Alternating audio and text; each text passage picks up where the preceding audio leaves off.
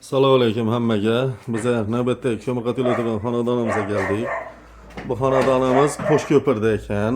Qo'shko'pirni nereligini bilmayman. Menimcha Marks deb aytiladi o'xshaydi. Mirobod ko'chasi 7-uyga keldik. Bu xonadonimizni inshaalloh cho'yin batareyalari bor ekan. O'zinde ish cho'yin batareyalarini turbasi o'zida bor ekan. Qolgan vajlarni o'zlarimizdan olib keldik. Yine kran ştillarını koyup, arkasını zazurlarını bir xil etib, akıratını etib, qo'ldan kelgancha ishlatib o'tirdik.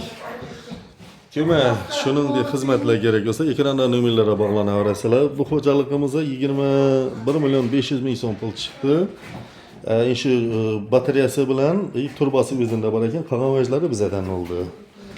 İnşallah mana bu xonadonimizga 9 yere batareya qo'yildi, bu 11 tochka bo'ldi. Yine tablenalarımızı o'tganni zazori yine divaldan açıklıklar ham hammasi bir xil qo'yilgan.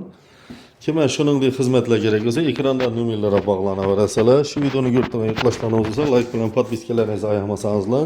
Bu yoqdan ham yine xonasi bor, bu yoqdan ham bor.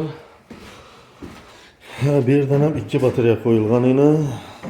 Bu yoqdan ham banisi bilan qo'hnisida 2 batareya bor yine. İnşallah bilan qo'ldan kelgancha akıratni etib ishladik.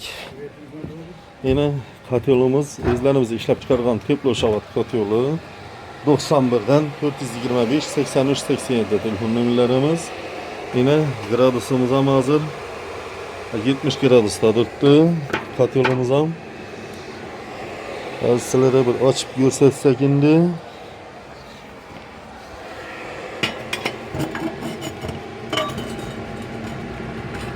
Yine katyolumuzu yanıp duran cereyanı yine.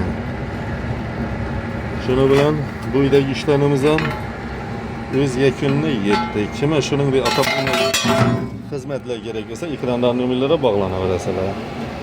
Sağ olunlar, selamet olunlar.